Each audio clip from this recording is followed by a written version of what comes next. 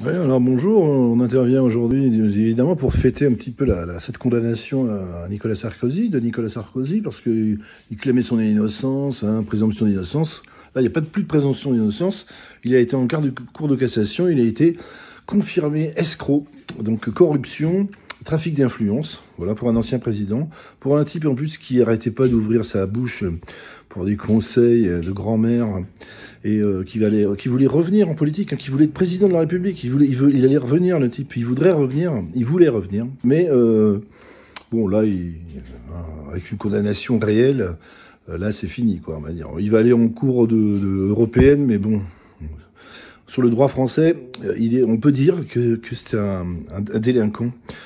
Et donc c'est la honte de la France, ce type, Nicolas Sarkozy, la honte de la France, puisque un ancien président qui est condamné, tu vois, il va avoir un bracelet électronique comme un rat, comme ça, là. Il va être terré chez lui, tu vois. Et triste France, triste France. On a beaucoup critiqué François Hollande et par exemple Emmanuel Macron, mais pour l'instant, en tout cas, François Hollande n'a aucune casserole au cul, aucun procès en cours. Macron, on verra quand il sera plus président, mais en tout cas, il n'y a pas trop d'affaires en cours pour Macron. Et François Hollande, il a l'air nickel, voilà, tout simplement. Il faut savoir que Nicolas Sarkozy, il y a même un procès qui arrive. Il y a un autre procès qui arrive, tu vois. Et donc, on va demander à Noémie Schulz. On rappelle que Noémie Schulz est une spécialiste police-justice de France Info. Alors, je la suis sur France Info parce que je l'aimais bien sur CNews.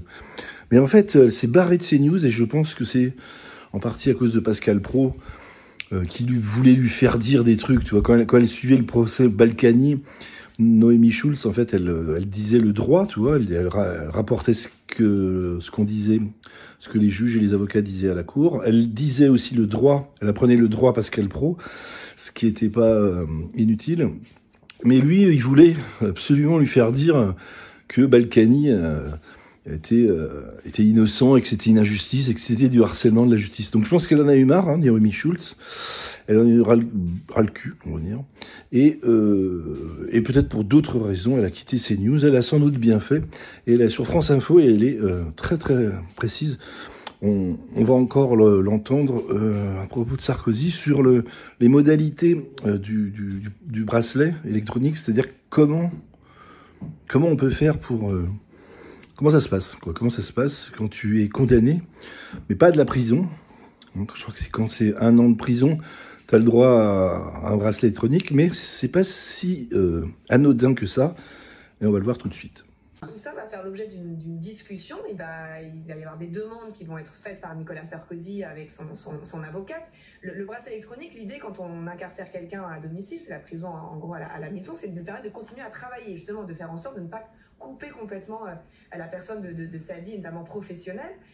Donc Nicolas Sarkozy va dire, moi je travaille, j'ai un bureau rue Ménil à Paris, il faut que je puisse y aller tous les jours de 8h à 20h. Il va aussi préciser, mais je pense que le juge d'application des peines est au courant, qu'il a un procès qui arrive et donc il faudra qu'il puisse se rendre les lundis, mercredis, jeudis au tribunal judiciaire Porte de Clichy dans le 17e arrondissement de Paris pour pouvoir répondre dans une autre affaire, l'affaire des soupçons de financement libyen pour la campagne de 2007. Ensuite, ça c'est pour travailler. Les loisirs, honnêtement, on est quand même sur une privation de liberté. Je ne pense pas qu'il pourra continuer à aller au Parc des Princes. Des déplacements à l'étranger, si c'est dans le cadre de travail, d'une conférence, peut-être, mais il faut faire à chaque fois une demande, une démarche, demander l'accord du juge d'application des peines. Donc ça se fait au cas par cas. Alors il y a un cadre qui va être fixé. Et après, vous pouvez ponctuellement demander, mais vous ne pouvez pas non plus tous les jours demander une dérogation. Et puis le reste du temps, c'est quand même très strict. Et la détention, parce qu'on a coutume, certains pensent que le bracelet électronique, en fait, c'est rien, c'est comme s'il ne se passait rien. C'est quand même très contraignant. C'est-à-dire qu'en dehors des horaires où vous avez le droit de sortir de chez vous, vous devez être à votre domicile. C'est là que le bracelet électronique va être posé. On va vérifier que la connexion est bonne. Et si aux heures qui vous sont indiquées, si entre 20h et 8h du matin, vous devez être chez vous, eh bien, et que vous n'êtes pas là, il y a une alarme qui se déclenche.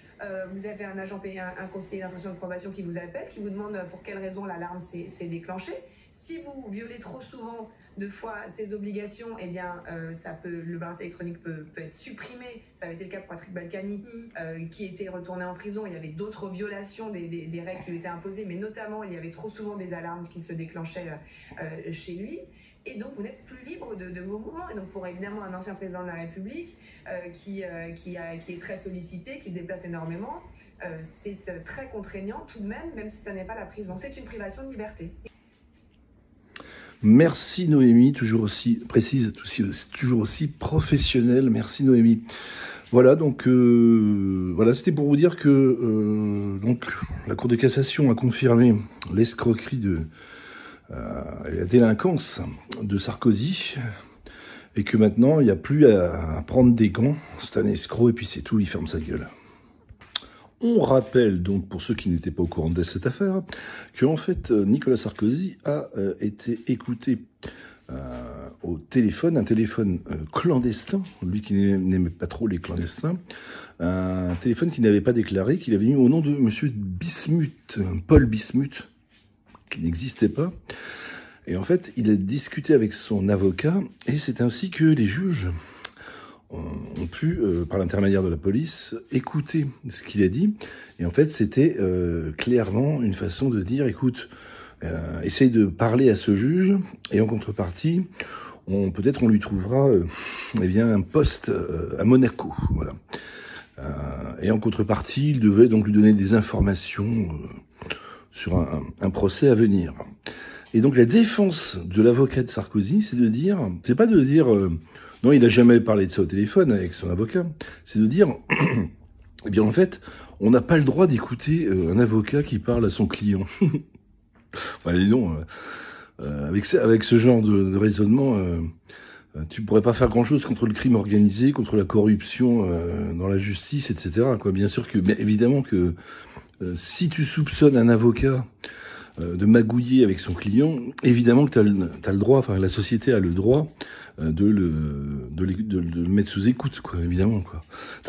Il n'a pas le droit de t'écouter, la police n'a pas le droit de t'écouter quand tu parles à ton avocat si tu parles juste de ta défense, la défense de ton procès en cours, tu vois, tes arguments de défense, tu vois. Mais si on soupçonne qu'avec ton avocat, tu vises une corruption de juge, bah évidemment que oui, ou que tu veux organiser un braquage de banque avec ton avocat, évidemment que là ton avocat il est plus considéré comme avocat, il est considéré comme suspect et voilà, comme potentiel criminel, quoi. Voilà, c'est ce qui s'est passé tout simplement. Ce qui est génial également, c'est que ce procès, cette condamnation de Sarkozy, eh bien, ça va également lui enlever sa médaille, sa médaille en chocolat là, de Légion d'honneur, parce que tous les présidents de la République ont une Légion d'honneur. Eh bien, il ne l'aura plus. On lui enlève, on te l'arrache comme ça en place publique, toi. On t'arrache ta truc. Oui, il est humilié, bien sûr. Il a les chocottes, il a les boules. Il est inéligible pendant 3 ans. Et pendant 3 ans, il peut pas voter non plus. Donc en fait, voilà, pour les élections présidentielles de 2027, il est inexistant. Même sa propre voix, il vaut même pas une voix. Ta voix à toi coûte plus cher que la sienne puisque il pourra pas la donner. Voilà, donc en fait, c'est un peu ce qu'il faut savoir dans ce procès et dans surtout cette condamnation définitive en France. Avec condamnation en premier appel, en première instance, en appel et en cassation. Là, c'est terminé. Rideau, tu peux rentrer chez toi, tu rentres le chien à la niche et tu vas te coucher. Et tu prends un Alka-Seltzer. Et t'embrasses ta femme si t'en as encore une. Sinon, il peut aller avec la Cour des droits de l'homme. Hein, je sais pas si j'en ai déjà parlé. Eh bien... ils sont toujours en train de cracher sur les droits de l'homme. Par exemple, à CNews, je voyais qu'il défendait Sarkozy et il disait pourvu que la Cour européenne des droits de l'homme donne raison à Sarkozy. Alors que d'habitude, ces gens-là crachent sur l'Union européenne, etc. Quoi. Bon, là, ils espèrent. Mais en fait, de toute façon, Ça va prendre des années et des années avant que la Cour européenne dise quelque chose. Si jamais elle condamnait la France sur cette affaire, par exemple, admettons, hein, ce serait une amende que l'État aurait à payer et ça ne remet pas en cause, en fait, la condamnation. Donc, il est réellement, Nicolas Sarkozy est réellement condamné. C'est ferme, c'est définitif. C'est un délinquant. Alors peut-être pas un escroc. Il y en a qui disent que c'est pas un escroc. En tout cas, ça vaut 1 an de prison. Hein. Donc, grâce à Rachida Dati, qu'il avait mis ministre de la Justice à l'époque, hein, Sarkozy, eh bien Rachida Dati avait, ou c'était peut-être pour défendre son propre frère, hein, la petite Rachida, elle avait fait une loi comme quoi. En dessous de 2 ans de prison, tu vas pas en prison. Tu auras un bracelet, toi. Donc, finalement, est-ce que c'était prémonitoire? Est-ce que elle avait fait ça en prévoyance de défendre son maître, Nicolas Sarkozy? Eh bien, en l'occurrence, oui, puisque sinon, s'il n'y avait pas eu cette loi, il aurait fait 1 an de prison réelle, tu vois.